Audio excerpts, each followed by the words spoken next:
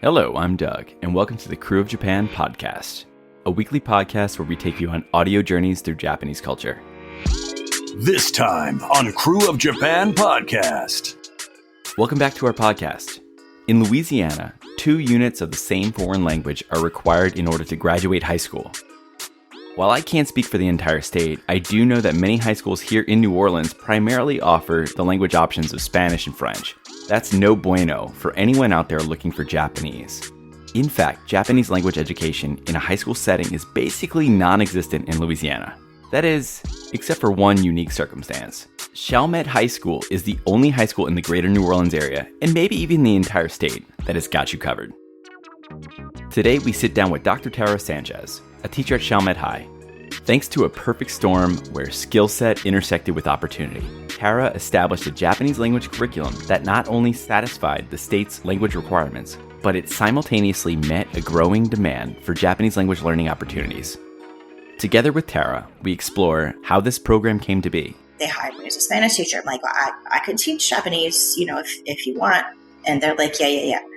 But there was one student at Chalmette who bugged an assistant principal once a week for a year until they let us do the course. And this was a student who had already fulfilled her foreign language requirement by taking 2 Latin courses. But she's like, no, if I have a chance to take Japanese, I'm going to take it. So that's how we got started with Japanese language at Chalmette High School. Some challenges she encountered along the way. I saw what they were using at Tulane in college, and that company makes a quote-unquote high school version. Well, they take level 1 and they chop it into 2 books and say, there you go. Okay, it's written for college students. So the conversations are all like, what's your major? And what did you do last weekend? I drank beer, I drank wine, I drank sake. So not going to work for conservative Chalmette High School, St. Bernard Parish. So I found a textbook that was written for kids. So I'm like, okay, this is great. How this curriculum has translated into unique exchange opportunities for her students. The best part I guess 2 of the best parts for them. One is the homestay. They also got a chance to homestay for 2 nights in Marumori Town, which is a small town in Miyagi Prefecture. They did get a chance to visit Sendai Higashi High School before that. I had one student who was really excited at the high school, and he said, this afternoon is changing my life, which I liked. And so much more. This conversation was really interesting and gave a peek into what kind of planning goes into not only developing a curriculum, but finding new ways to engage and challenge students in something they're interested in. But enough of my rambling, here's our chat with Dr. Tara Sanchez. Let's go.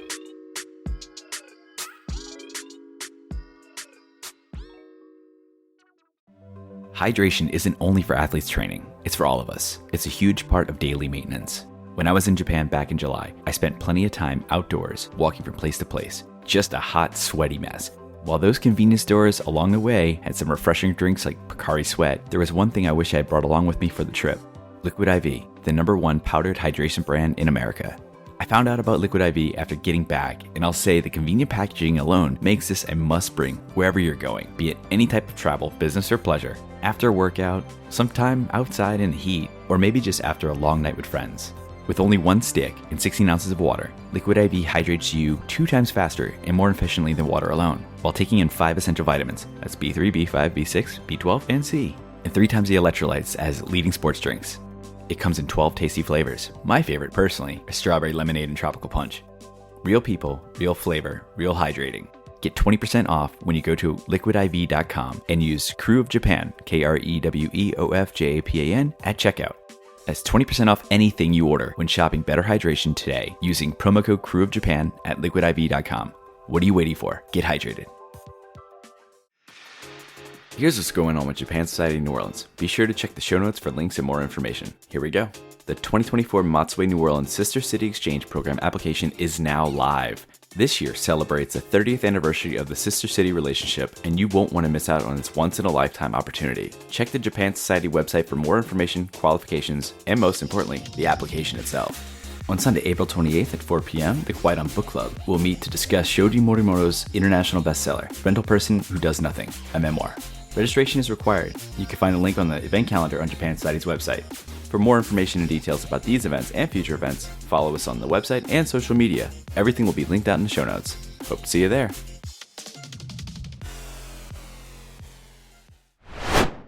And this is kind of a career/language learning episode. And the why I say career/language learning is because our guest for today is a Japanese education professional who is teaching high school level Japanese here in the greater New Orleans area at Chalmette High School. We have Dr. Tara Sanchez. Hey, Tara, how you doing? Hi, how's it going? Good, good. Thank you for joining us. And of course, we have Jen. Hey, Jen. Yeah, always. What's unique about this, and we're going to get on this a little bit later, is that Tara is actually running one of the few Japanese language programs that is offered in a high school level in Louisiana, if not the only one. And we're going to touch on that a little bit later. But before we get there, we have a question we always ask our guests about: what is your connection to New Orleans, blah, blah, blah. We know you live in the greater New Orleans area. We don't need to ask you that question. So what we're going to do instead is ask you about your relationship with Japan and how you got interested and then eventually ended up in Japan on the JET program. So the floor is yours. Okay, well, I grew up in the New Orleans area and I took Spanish in high school, like a lot of people, and didn't have any particular interest in Japan until that contest teacher, that's what I call her, Marie Jardina. She was my English teacher and she used to find these contests and scholarships and dole them out to people. So she would say, you're applying for this one, and here's an art thing for you, and here's a this for you. And I got the Youth for Understanding exchange program to Japan for 6 weeks in the summer that she made me do. And I was like, Japan, I learned Spanish. Like, what? So I applied, and I got it, and I went. I had a great host family. I stayed in the Fukuoka area for 6 weeks in the summer. And they were just great, and I loved it. And it, I guess, surprised me because I hadn't really thought about Japan before. But I went to college and continued learning Japanese. I took about 3 semesters, and then it got really hard. But I was also taking a Japanese culture and society course, like in anthropology. And the teacher said, I'm a linguist. And I was like, what is that? That sounds interesting. And so I kind of stopped with Japanese language then, and I went into general linguistics with this anthropology, linguistics kind of specialization. But I remained interested. And then later in college, I went to Brown and I was chosen as all Ivy cheerleader. And I got to go to the Epson Ivy Bowl, where the Epson company sponsored the all-star Ivy League football team and a cheerleader from each group. So I got to go to Japan again. And I was just like, I want to live here. Okay. I want to try this. I had heard about the JET program on my exchange in high school, and so I decided to apply, and I went to JET. There you go. It's crazy how it kind of worked out that way, right? You did a little bit, you went and then came back, and you did something else completely different, unrelated to Japan, and it still brought you back to Japan. So that's pretty neat. Where did they place you? Did you choose, did you ask for Fukuoka? For JET, yeah, I did. I asked for Fukuoka again. I wanted to be kind of in that area. I really liked it. I thought it reminded me of New Orleans. It's a port city. It's southern. It's not too big, that kind of thing. So I was in Fukuoka Prefecture as a JET, not downtown, Dazaifu High School. So next to the big famous shrine. Okay, cool. I had a few friends in Fukuoka for JET too. So I can't remember where they were. Because I actually went down there after I finished JET to go visit them and got to see it. And it was great. I love Fukuoka too. It's such a chill vibe. Yeah. And I don't know, obviously it's been a while since I've been back, but I'm sure it's still the same. Yeah. Did you always want to be pursuing teaching, or is it really because of your participation in JET that you had the passion to continue teaching? Not really any of those things. No. After JET, I like the teaching, right? But after JET, I went to grad school in linguistics, and that's languages are really my passion. And I learned that it's not just Spanish and it's not just Japanese, but it's all of them. And so I really enjoyed that. And for several years, I pursued an academic career. So I was teaching, but I was teaching not languages, but about studying languages, various sociolinguistic classes, women in language. I taught a phonetics course, all of the things. A bunch of stuff went together. So I was getting jobs, but in different places and moving from state to state every year. Got old for sure. And then it was kind of right after Katrina, and I was missing home and realized that I didn't like any of those places that I had been living. And the job prospects for doing what I did at the university level in Louisiana are pretty much nil for me. And so I said, what could I do? I can go home and I can teach Spanish, right? Because you have to be certified in something. So, even with the PhD, you still have to pursue certification. So I passed the test to be a Spanish teacher and started pursuing that and got a job as a Spanish teacher. And when I was hired, I said something like, stupidly thought I might get bored teaching the same thing 3 times a day. Said, I could teach Japanese too, if y'all want. And they're like, yeah, whatever. But see, the thing is that the students want it, right? So I had talked to them about it, the whole first year. They were like, oh, yes, we want to, yes, we want to do that. And I was in Jefferson Parish at the time. So towards the spring, I was like, well, hey, do you want me to, do this Japanese thing or not? And the principal said, well, get kids to sign up if they're interested. Well, so many signed up that she kind of said, well, all right, I guess you can do it. We started a program there, and I had a class for, a couple of years. And then I moved to Chalmette, and it was kind of a similar thing. I was like, they hired me as a Spanish teacher. I'm like, well, I could teach Japanese, if you want. And they're like, yeah.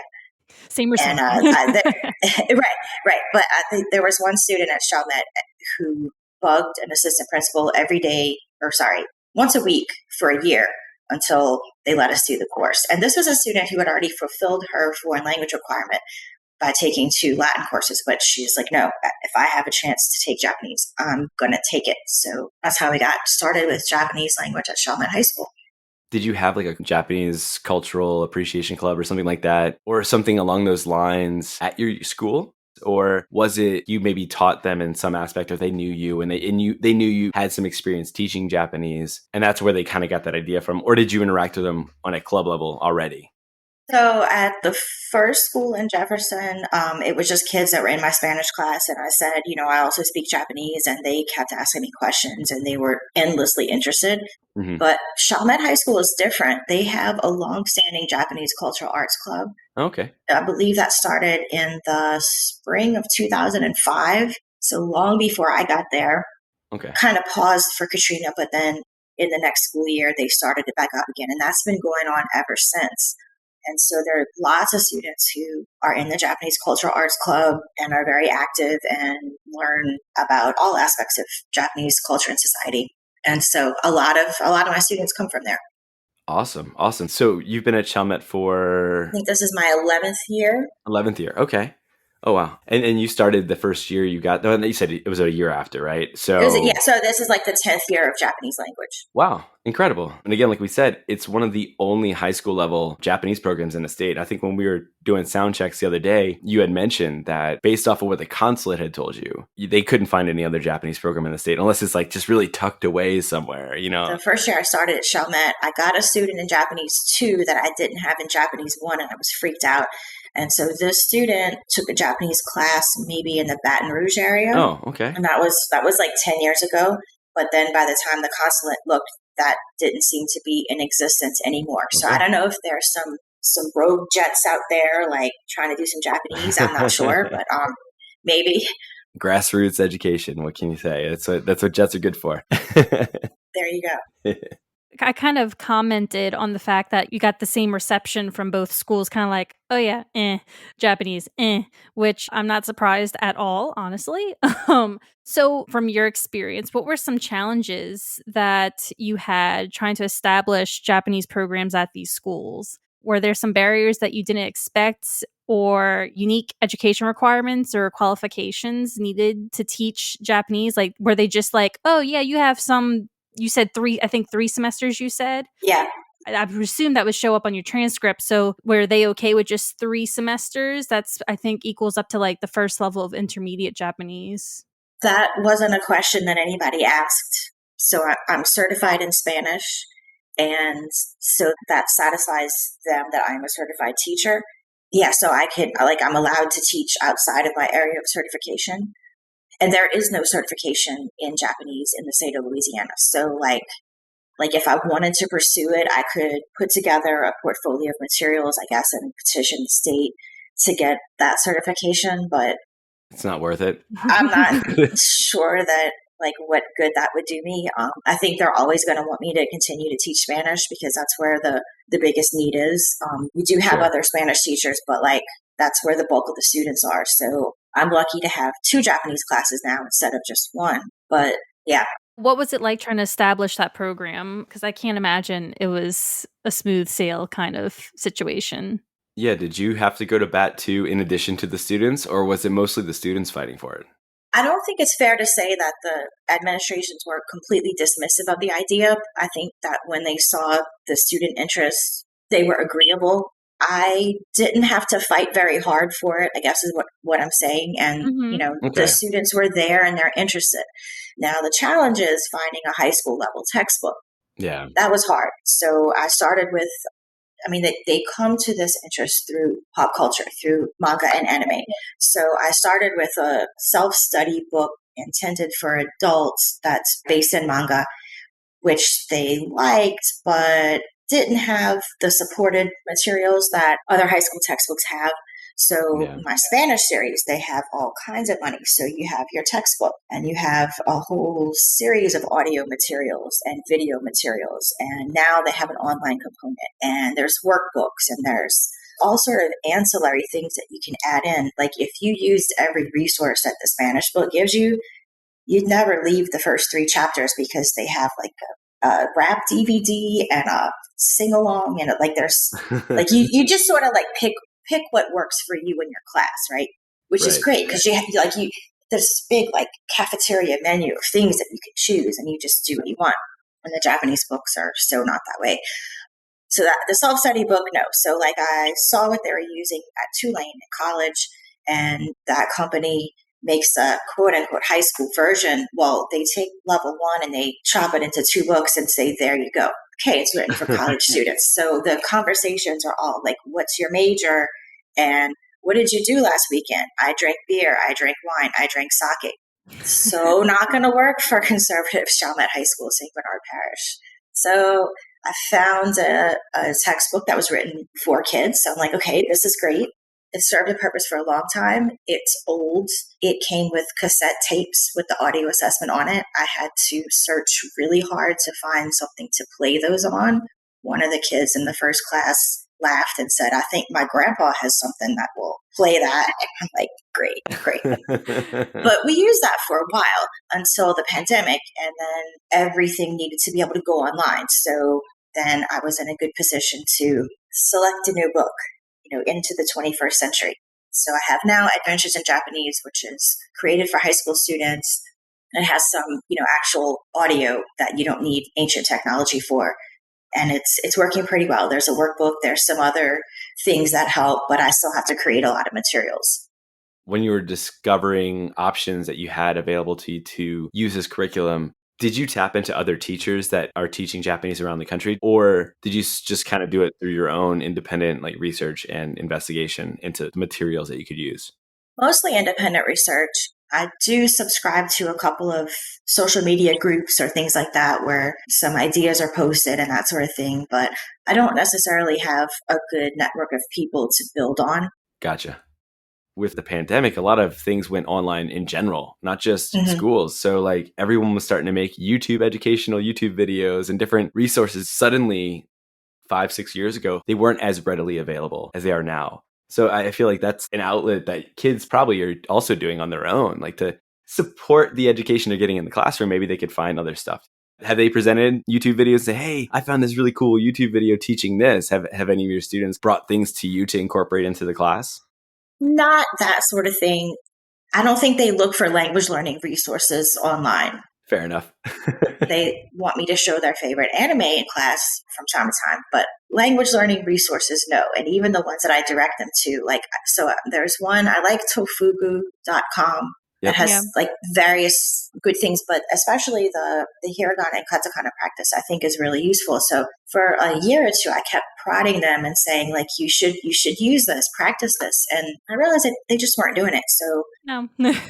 Now I just set aside class time and I'm like, okay, we're going to spend 3 minutes. You're going to do this hiragana drill. And then we're going to take a 5-minute brain break like it tells you to do. And then you're going to do it again and do it again. And that's what we're doing. Okay. With the program being at the school, how is the reception taken with the students? Are they like super excited to learn Japanese? Is it kind of like that feeling like I have to learn a language? Boo. Have you ever heard of students actually coming to Chalmette High School just because you have this Japanese program? The students who sign up for Japanese are generally pretty excited about it. They do so because they're interested via their pop culture interests. Mm-hmm.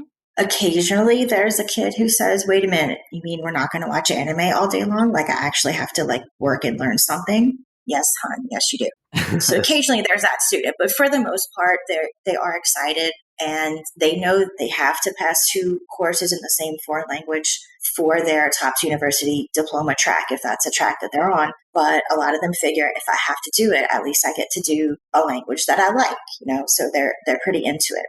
St. Bernard Parish only has 1 high school, and up to now, I haven't heard of anybody choosing Chalmette High School for the Japanese program. However, for the first time this year, our fall scheduling expo, where we sort of advertise all the courses and the sports and the clubs that are available at Chalmette High, for the first time, we invited middle school students. So I was able to talk to a lot of the 7th and 8th grade students about the fact that we have Japanese. And there were a number of kids who were like, sounds good. Like if they live in St. Bernard, if they're going to go to public school, they're going to Chalmette High, but they do have the option of going to private school. And so we just need to wait a couple of years and I'll be able to tell if this is having any effect on keeping them in the public school system. But there are a number of enthusiasts. I'll just say that. That's good. I mean, when you're saying that, you had kids that would come in and, we're just watching anime all day, right? No. Like you said, no. I feel like that was kind of similar to college, too. When I took Japanese. Definitely very similar to college. Literally, I remember there being like 40 students in my beginner Japanese class. And I looked back at them as like, I'm not going to see y'all in the next class and my next semester. Came back, only 20 of us. I was like, yep, knew it. When I was at Loyola, I think we had maybe 25 or 30 people in my level 1. And then the second semester shrunk maybe by not half, but maybe a third. And then from there, it shrunk even more. And then that second year is where you see those are the truly dedicated ones that get there. Yep. But, the kids that do pick your class, though, the ones that do select Japanese over Spanish or French or Latin, almost all of them, you said that they're very enthusiastic about learning. But do you find that they're pretty driven to keep pushing themselves to learn more and more? I feel like if you have an interest in some kind of pop culture media that uses the language, generally you're interested in like kind of understanding it in its native tongue as opposed to like, a dub. Yeah. Do you find that your students like continue this passion throughout their continued education? It's tricky for us. We basically only offer 2 levels because that's what's required for the graduation. So as much as I'd love to offer Japanese 3 and Japanese 4, I could only do so if I taught those students at the same time as the Japanese 1, Japanese 2 students in the same class, in the same class period. And I can't do that. I just can't do it. Now, I do know that many of them go on to study Japanese at the college level. Great. I've heard of some that have gone to Japan. So, for example, UNOs, they don't have it anymore, but they had the summer exchange program. I know that we do actually. I run it. Oh, you do? Okay, yep. Great. Well, Hi. so I know a couple of my alum have gone on to do that. Nice. People continue with their interests. They don't always tell me about it. Yeah, for sure. What grade level do they start when they're studying Japanese? Do they start at a junior level or is it sophomore or even freshman? Does it matter? They give us the foreign language students in 11th grade. 11th grade, okay. We're on a block schedule, so Japanese 1 or the first level language course is completed in the fall, the second level is completed in the spring. And that way, if they're not successful, they have a chance their senior year to fill in. It used to be the case in the olden days when I used to ride my dinosaur to school uphill in the snow both ways. You started the level 1 language course as a 9th grader, but whatever LEAP requirements and that the kids have to do, most of the public schools are making the foreign language start at the 11th grade. Okay. So there isn't much time to get them, but at least their maturity level is a bit higher than if they had started at 9th grade. So there's pros and cons, but that's where we're starting. Yeah, I think when I was in high school, I think I started Spanish in my sophomore year, and they had like if there was enough interest, a Spanish 3 honors, like kind Hmm. of an advanced course where you would Right. do a little bit more independent study on top of like more advanced grammar and conversation. I didn't take that personally. I took art, but I opted into art. It was an elective period, so you can either elect to take a hard class or you can take something you enjoy. And I went with Right. the enjoyment factor for my senior year personally. Yeah, no, same. I I enjoyed was like, Spanish though. Don't get me wrong. I oh, enjoyed really? studying Okay, well then Spanish. we're different, Doug, because I did not enjoy Spanish. I was like, I'm only taking this because I have to, and I'm not learning French. Oh, for me, it was between Spanish and French, and I picked up on Spanish, not easily, but when it comes to languages, I enjoy the book aspect of it, but it's also like, I'm sure we're going to touch on this in a second too, but like we didn't really practice the speaking and listening as much outside of me, cassette tapes. Again, I'm dating myself here. Cassette tapes or CDs that were provided with the text that you would play and hear certain conversations, but it's not real conversation. So I enjoyed like the grammar and things like that, which is weird. I don't know who enjoys grammar, but I enjoyed learning the grammar and the vocabulary and the flashcards and all that Me. fun stuff. There you go. I enjoy grammar. But yeah, I mean, that was kind of the same for me with Japanese. Like I enjoyed that aspect of it, the writing, the challenge of memorizing all the grammar points and the vocabulary and the characters, because that was another added level of difficulty, right? In learning a whole another written language. But I always, when it got to the point of actually using it in the real world, I struggled.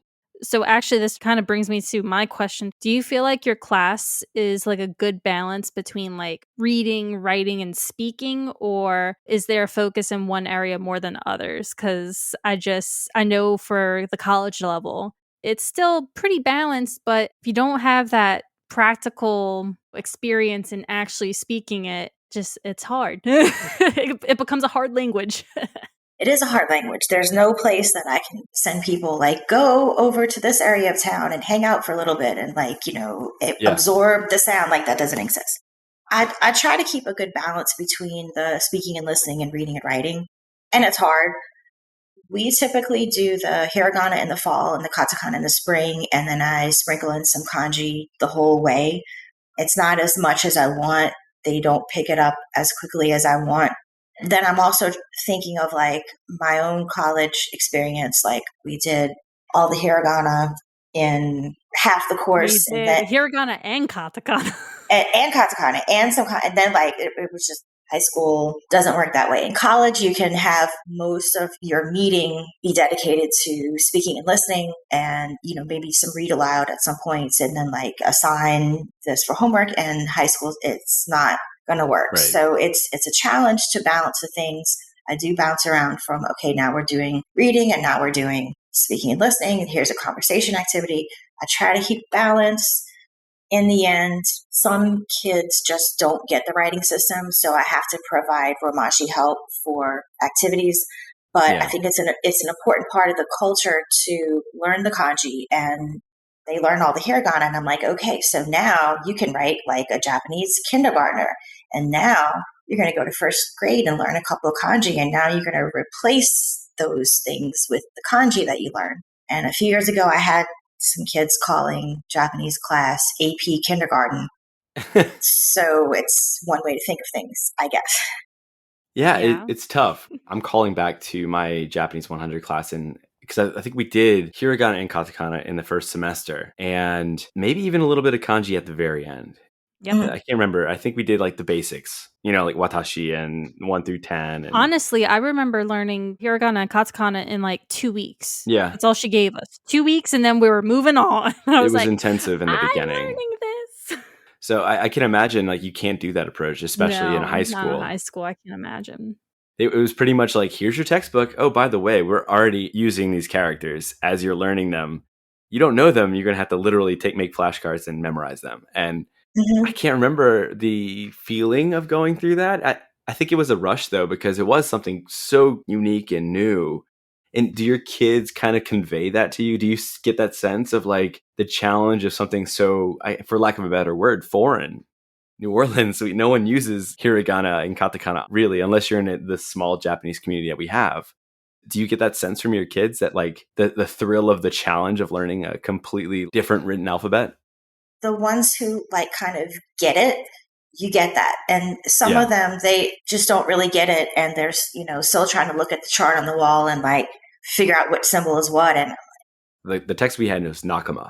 And I remember they had like the little like pictures where they would draw the character into like for Ka, it was like a guy doing a kick, a karate kick. Like, trying to give you like a sound that associates with the emotion, that associates with the picture. Yeah. So does your textbook do that or no? The textbook does not do that with hiragana and katakana. They do show pictures with the kanji, which are like your basic drawing of the sun, and then a more abstracted view, and then what is the kanji, today's kanji for Nishi. They do that. That's why I use the tofugu, because they do have the little mnemonics for the hiragana katakana. And I tell this to the students. I read some research about it where, it was academic, but it's like, okay, do these picture methods work? And the basic conclusion was the picture method works if and only if the picture is meaningful to the learner. Right. So like I show them that, and then their favorite sport is to tell me how that picture does not remind them of what's in the picture and how it looks like something else completely. And I'm like, fine. That's fine. So then you make up your own story to go with this picture and this thing, and that will make it meaningful to you. That's all. Like, I don't care if you remember about the Ka karate kick or the one yesterday was the you katakana. You are a pirate because this looks like a hook hand. Like, but it works because I remember doing the exact same thing in college because I was like, how am I going to learn these hiragana, katakana? Everything looks like pictures if you're not used to it. Right. I remember being in class being like, key, hiragana for key, and katakana for key both look like kind of keys. Looks like you can hold the thing and you twist and there's the. I think that was the picture that we had for ours. My college used some. Oh my God, it was so ancient. Like these falling apart textbooks, they were like published in the 60s, and I'm like, I still have them. And it's a romanization method that everybody hates. Yeah. And there were no pictures. There were no cool pictures to help you learn. They were completely unsympathetic. It sounds, what we were talking about, the pictograms and the stories and stuff, it sounds a lot like, have you ever heard of Remembering the Kanji, the book series? Yes. We actually spoke with James Heisig about that on one of our episodes last season. Just kind of reminding me, it's like, because he had the same type of thing. Like he was very much a photographic memory. No, he said they thought he had a photographic memory, but the way he processed it, he created these stories that meant something to him. And by creating that, it helped him remember what each kanji meant. And same thing. I mean, I feel like that's the best way when it comes to these characters and whatnot. You got to do what helps you remember. Yeah, it's kind of like a game, honestly. Tara, do you have like any in-class activities that you do with your students, or maybe like projects to get the most value out of like their lessons? Do you have like a favorite? I like to do calligraphy with them from time to time. Oh, nice. And I've never been taught. I'm not very good at it. If you can be self-taught on YouTube, there you go. But we try, like it. And so like they struggle with stroke order because they don't believe in it, I guess is the best way to say it. And I'm like, okay, look, this is different from English because traditionally Japanese is written up and down, right to left. And so like you want to do this first and then that because now your brush or your pen is ready to go to the next one. And English goes the other way. So you want to do it the opposite way because now your pen or your brush is ready to go to the next thing. And then they want to just look at the picture and try to copy the picture. And I told them, I've never been taught on how to draw. If you show me a picture of a cat and I try to copy the picture, it's going to look horrible. And frankly, that's what your katakana look like because you're looking at the picture and you're trying to do it and you're not using my stroke order. Use a stroke order. So we try to do some calligraphy to help with that. I don't know if it's helping, but my son is taking his Japanese weekend school and they're doing kanji. And because they have to, at the end of every school year, I guess, technically, they just took it in January, the kanji kente. He took like the first grade level.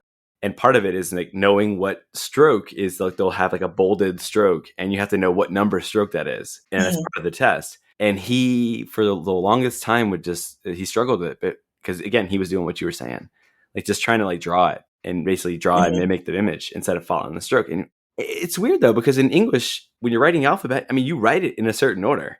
It's not like you start with like a B and you're starting with like the bottom hump first and then going to the top. And then or the bottom hump and then the line and then the top. It's not in that order. It's a stroke order in English. It's the same thing. I guess because like you said, they're trying to mimic the picture and they see it as a picture and not as a character of written language. With Roman letters, they're much simpler. So they involve 2, maybe 3 strokes each. Mm-hmm. Think of the letter T. If you go horizontal, vertical, or vertical, horizontal, it pretty much looks the same. But then you get to kanji and there are many more strokes and there are component parts. And I'm trying to tell them, if you learn this part and then this part and then that part, and then it's much easier to put together a 16 stroke kanji if you're like, well, this is 5 and this is, however many. And this piece, and if you do it that way, you'll be. But if you're just trying to copy the picture, I don't. I can hear your frustration through the microphone. I remember my Japanese teacher in college just kind of describing it as your hand, if you do it, your hand will automatically remember how to write this. So do it my way or else. It's muscle memory. Muscle memory is a thing. Yes. Yeah. Let's change the topic. Let's get away from this frustration of stroke order for a second, or teaching stroke order rather. Recently, you actually had some students that got to have the experience of a lifetime. Your school was selected for the Ministry of Foreign Affairs' Kakehashi exchange program. Yes. Can you tell us a little bit more about that experience, how Chalmette High's Japanese class and Japanese Cultural Appreciation Club were selected to begin with, and then also the impact it had on the students? We have Japan Fest every year, and members of the consulate come and try to recruit people for JET and MEXT and all their other programs. And a few years ago, they came to Chalmette High School to talk to our students, again, because we were the only Japanese high school program they could find. When I gave a campus tour, I talked a little bit about Hurricane Katrina and the effects on the parish. And it's kind of the reason that we have such a beautiful facility these days, but also the reason that we have only one high school in the parish. So I was contacted by them this summer because the Kakehashi project has several themes. One of the themes was reconstruction after disaster. And so they thought of us for that. And they said, we would like to nominate Chalmette High School under this theme. Some of the other themes were technology, Japanese language and culture, global warming, some other things like that. But so they nominated us for that, and we were accepted, and we were thrilled. We had 7 students from both the Japanese language classes and some from the Cultural Arts Club. So some students had no actual Japanese language experience, but others did. We went for a week. We stayed in Tokyo. We visited Sendai, and for the disaster part, we visited Arahama Elementary School, which was near the coast. In the tsunami in 2011, the water came up halfway through the second floor. And so the entire community, not just the elementary school, but they had evacuated there. Everyone was rescued from the roof. A lot of disaster things that our students could relate to. Now, our students are generally born after Katrina, but they've all heard these stories, and certainly, parents had this kind of thing. But we went with 2 other high schools, one from Texas, one from Washington, and they each qualified under separate themes. So some of them were in tech, and some of them were in Japanese culture and society. So in tech, we got to see the Panasonic Museum of Technology and the Nanoterasu, which is a atomic particle accelerator. It's still under construction. We might possibly have been the first tour that went there. Oh, cool. That was really neat. Of course, the kids were just thrilled to ride the Shinkansen. Not anything like nuclear particle accelerator, but this Shinkansen was substantially faster than the one that I rode before. So that was kind of cool. We got to watch a sumo practice. I've been to a sumo match before. The practice was really neat because it was really small, kind of intimate experience.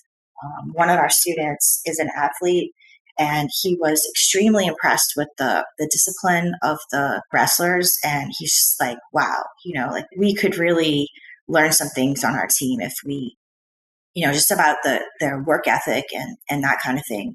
He was really impressed with that. At Chalmette, we have various sort of career-oriented paths for students to go through. One of those is a pre-educator course. And so one of our students is in that course. And after coming home, she's like, okay, so how do I get into this JET program? Because I'm going to be a teacher, so I can do this jet thing, and like that'll just fulfill all my dreams. So that's really cool. And the students overall, just like, they did so well. They were so open. They were so willing to try new things. They ate all the foods, even after I taught them in class. And we had like the breakfast chapter, and like, this is a traditional Japanese breakfast with fish and miso soup and rice. So like, fish for breakfast? No. And then here's the one on the first day. Salmon for breakfast is awesome. I'm having this all the time. They did really good. And notice things like cleanliness and care for environment. And so they're like, I have some who are ready to revamp the school's recycling program, which doesn't really exist at the moment, because like, why are Japanese people so smart about recycling and like waste disposal? And like, they kind of thought about those kind of things. They notice a lack of homeless people. I have another student who's on a crusade to at least give blankets to homeless people because we should care about each other. Right. These are just some of the things that they pulled from their week in Japan.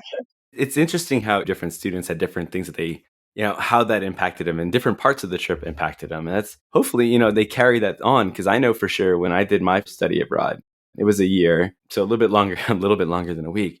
But I firmly believe it changed the trajectory of my life, Yep. doing that, having that experience.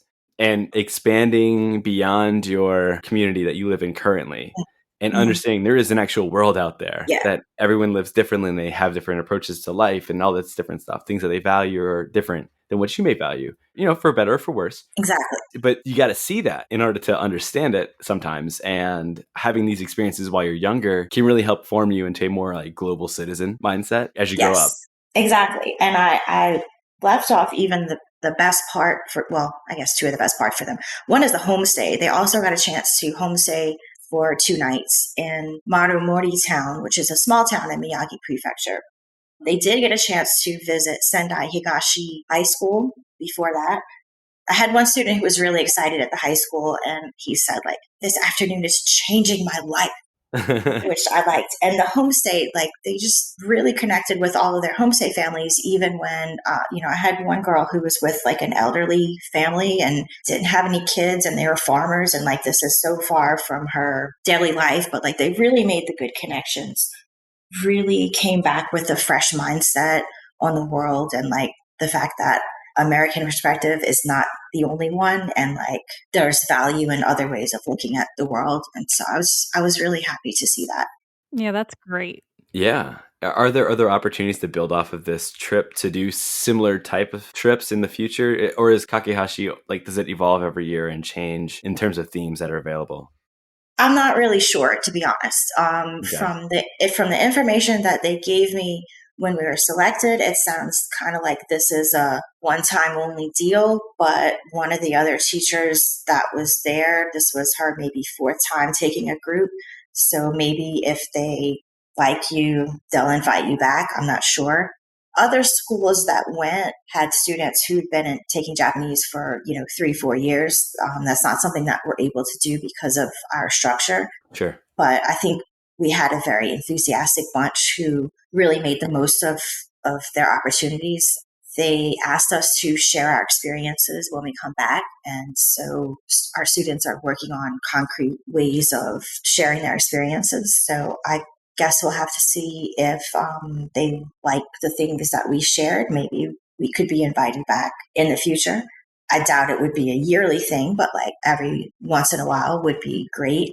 Yeah, that would be incredible. I mean, do you know if any of them are like keeping in touch with their homestay families or anything like that? Have they exchanged emails or like wrote letters or, when we did the Matsue exchange program for Japan Society back in 2019, I kept in touch. Unfortunately, I lost contact recently, but I was keeping in touch with my homestay family for about, I send them like a Christmas card, and we send like messages on text and things like that. But have any of your students told you whether or not they keep in touch with their homestay families?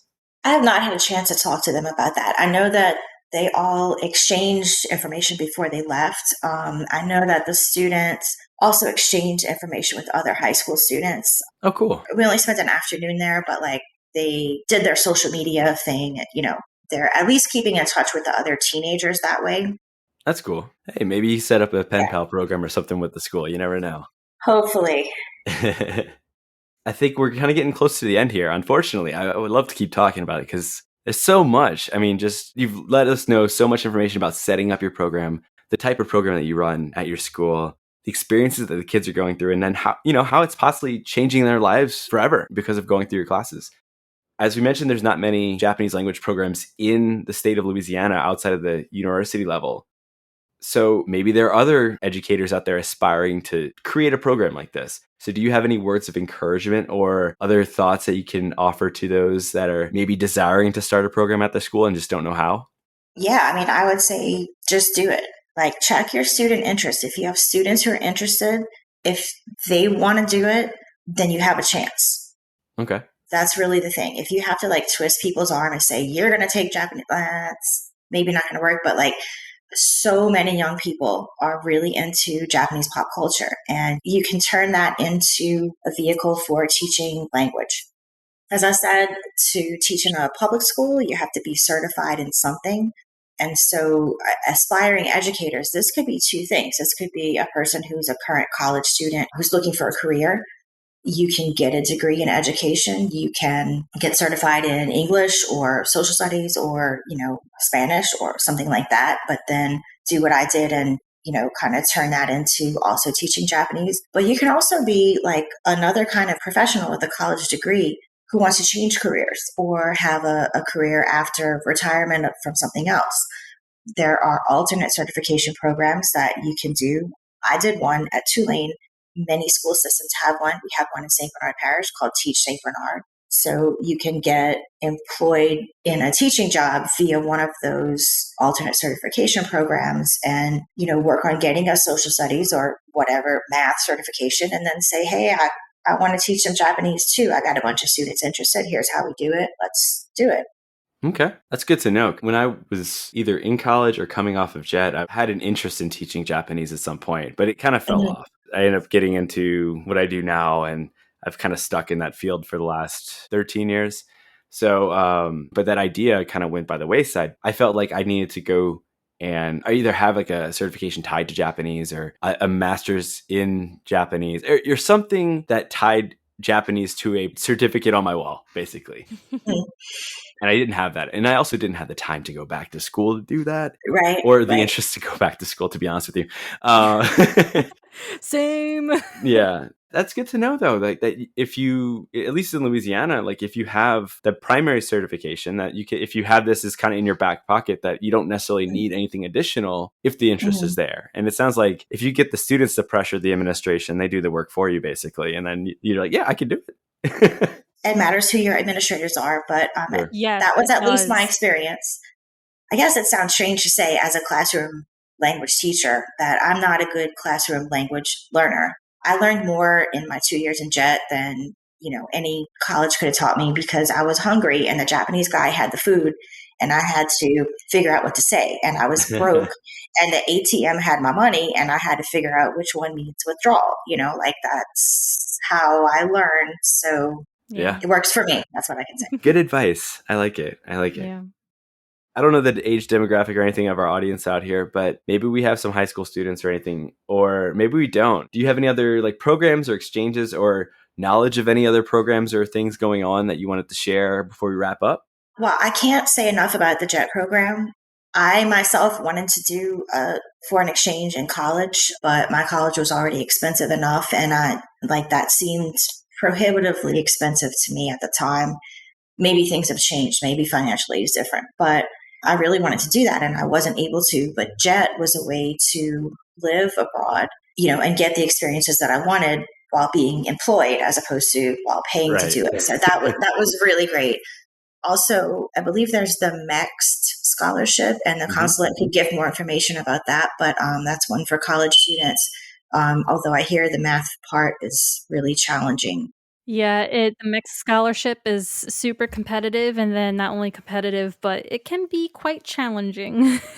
Anytime you're living in Japan, things can be challenging. But like going as a college student, I can certainly see how that would be super tough.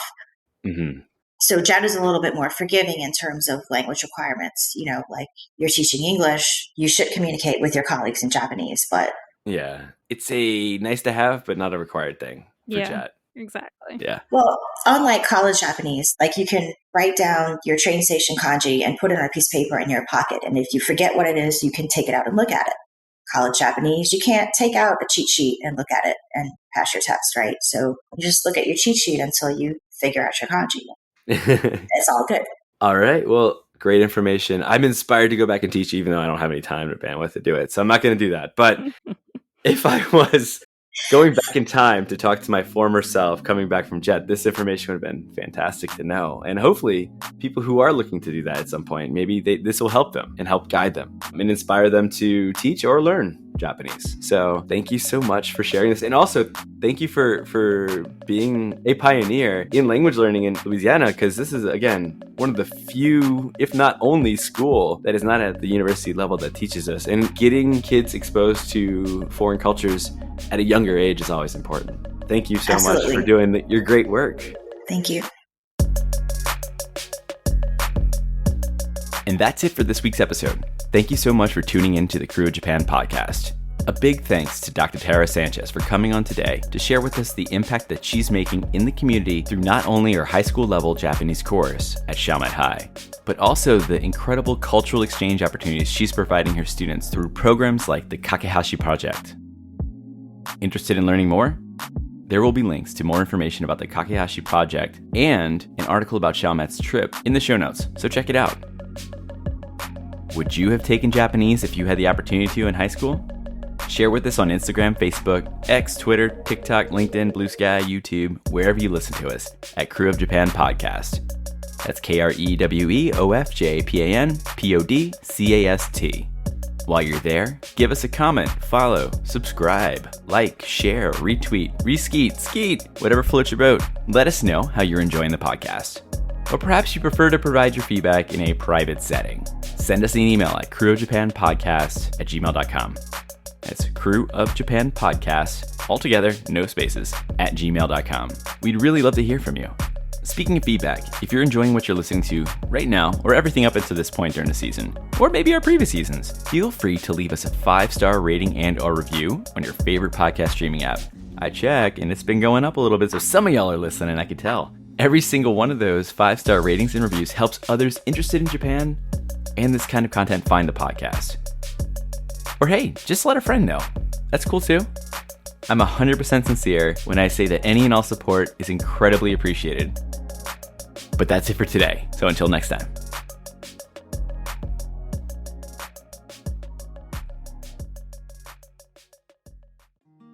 Looking to start your own podcast and don't know what platform to use? Tell me about it. When we started the Krewe of Japan podcast, we tried a bunch of the big name recording platforms, but always came back to the one we're still currently using to this day, Zencastr.